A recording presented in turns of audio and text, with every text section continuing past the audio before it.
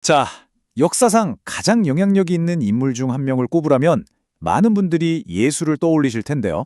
근데 그가 자신의 핵심 사상을 어떻게 전달했는지 생각해 보신 적 있으세요? 오늘 바로 그 흥미로운 비밀을 한번 파헤쳐 보겠습니다. 여기서부터 좀 재미있는 질문이 시작돼요. 보통 위대한 사상가들을 보면 아주 체계적인 사상이나 교리를 딱 정리해서 남기잖아요. 그런데 예수는 좀 달랐어요. 그의 메시지가 정말 그렇게 중요했다면 왜 그냥 딱 부러지게 이거 해라, 저거 하지 마라 하는 식의 규칙 목록을 남기지 않았을까요? 이상하지 않나요? 네, 바로 이 지점이 첫 번째 핵심입니다. 예수의 가르침 방식은요, 그냥 다른 게 아니라 의도적으로 그 시대의 다른 스승들과는 달랐다는 거죠.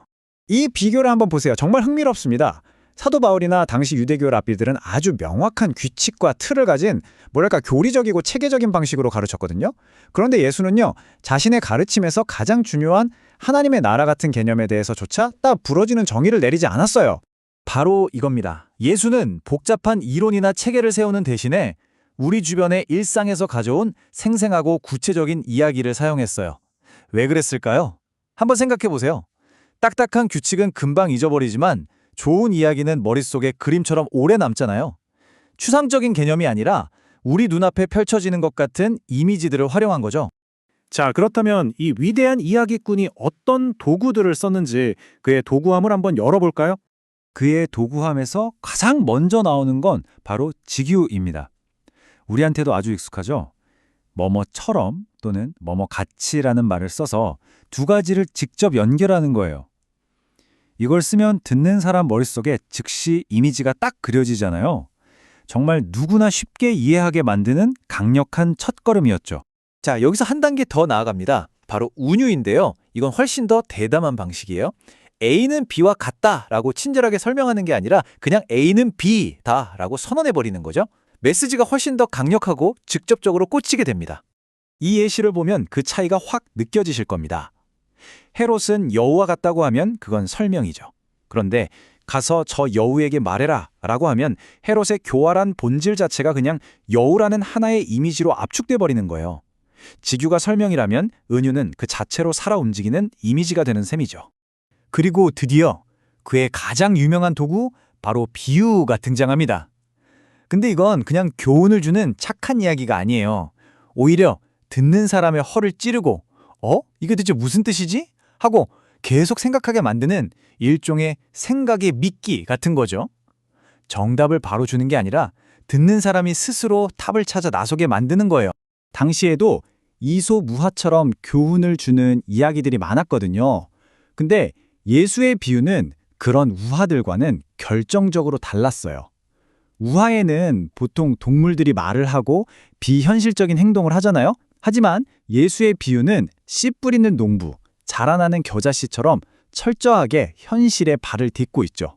바로 이 현실감이 그의 비유가 가진 힘의 핵심이었습니다. 자, 그럼 근본적인 질문으로 돌아가 보죠. 그는 도대체 왜 이런 이야기 방식을 고집했을까요? 이게 그냥 말을 잘하는 기술, 교육 기법의 문제였을까요? 아니요. 그 이면에는 훨씬 더 깊고 심오한 이유가 숨어 있습니다. 예수의 세계관, 그 핵심에는 이런 생각이 있었던 것 같아요. 바로 이 세상이 두 개의 층으로 되어 있다는 거죠. 하나는 우리 눈에 보이는 이 자연 세계, 그리고 다른 하나는 그 너머에 있는 보이지 않는 영적인 세계. 그리고 중요한 건 이 자연 세계가 저 영적인 세계의 진실을 비춰주는 거울과 같다는 거예요. 그래서 그의 이야기는 그냥 예시가 아니라 이 두 세계 사이에 숨겨진 연결고리를 발견해내는 작업이었던 셈이죠.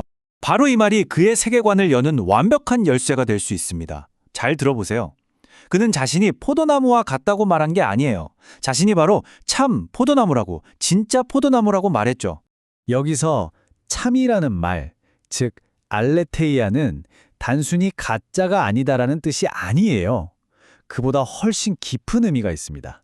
이건 뭐냐면 하늘에 있는 원본, 즉 원형이 있고 이 땅에 있는 것들은 그 원본의 그림자나 복사본에 불과하다는 생각이에요. 그러니까 예수가 나는 참 포도나무다 라고 했을 때 그건 내가 바로 그 원본이고 땅의 모든 포도나무는 나를 비추는 그림자일 뿐이다 라는 의미였던 거죠.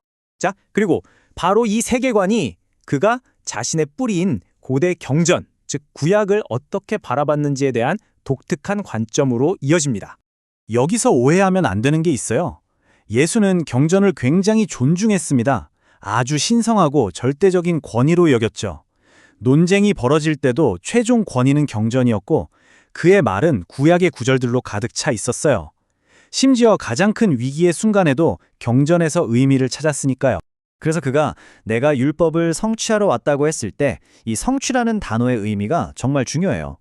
이건 단순히 뭔가를 없애거나 개선하는 차원이 아니에요. 여기 이 비유를 보세요. 구약의 율법과 예언이 청사진이라면 이스라엘의 역사는 그 청사진을 따라 건물을 지어온 과정인 셈이죠. 그리고 예수는 바로 자신이 그 건물의 완공, 즉 이 모든 이야기의 최종 목적지이자 의도된 결론이라고 본 거예요. 그리고 이 모든 이야기는 결국 그의 정체성에 대한 하나의 아주 급진적인 결론으로 향하게 됩니다. 이게 정말 핵심인데요. 당시 다른 랍비들은 경전에 이렇게 쓰여 있다라며 본문으로부터 논증했거든요. 그런데 예수는 어떻게 말했죠? 옛사람에게 이렇게 말한 것을 너희가 들었으나 나는 너희에게 말한다. 이건 그냥 경전을 해석하는 수준이 아니에요. 자신이 경전과 동등한 혹은 그 이상의 권위를 가진 원천이라고 선언하는 거나 마찬가지였죠. 그러니까 결국 모든 게 하나로 연결되는 겁니다. 현실의 더 깊은 이면을 드러내려 했던 그의 이야기 방식, 그리고 스스로를 경전의 완성이라고 본 그의 정체성. 이 두 가지는 사실 같은 이야기였던 거죠. 그의 가르침 방식 자체가 그의 정체성을 그대로 보여주는 거울이었던 거예요. 결론은 이겁니다. 그는 신성한 메시지에 대한 스승이 아니었어요. 그는 자신이 바로 육신을 입은 신성한 메시지 그 자체라고 믿었던 겁니다. 다시 말해 그는 진리에 대한 정보를 전달하는 우편 배달부가 아니라 그 자체가 바로 편지였던 거죠. 그의 존재 자체가 메시지의 핵심이었습니다. 자, 이 모든 이야기는 마지막으로 우리 자신에게 하나의 큰 질문을 던집니다.